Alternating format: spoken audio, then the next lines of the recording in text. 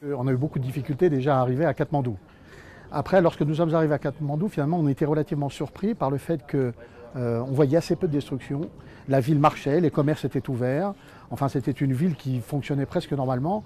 Et donc, ce contraste saisissant entre l'importance des destructions qu'on nous racontait et la capitale nous ont fait décider très rapidement d'aller à Chaotara.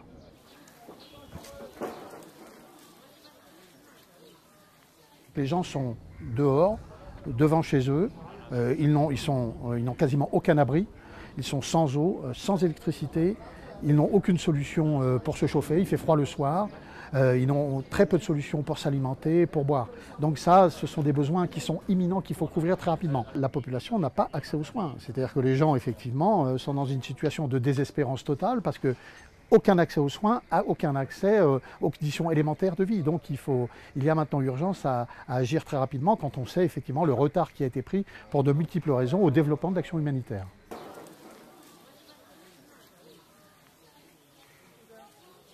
L'équipe a conclu qu'il n'y a pas de besoins chirurgicaux, ils sont couverts effectivement à Katmandou. Par contre, il y a des besoins en soins de santé primaire, des besoins en santé mentale qui vont donc être couverts là dès les prochaines heures par Médecins du Monde puisque une partie du matériel est arrivée et donc on va pouvoir déployer nos activités à partir de cette base secondaire à Chaotara.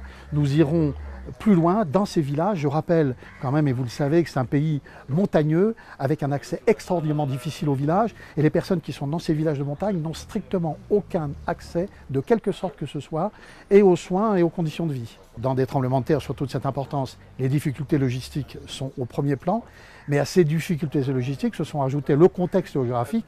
Comme je vous dis, nous sommes dans un pays de montagne, et donc effectivement, ces difficultés logistiques d'acheminement du matériel, d'acheminement même des équipes, est rendue extraordinairement compliquée par l'accès aux zones isolées, totalement enclavées dans ce pays de montagne.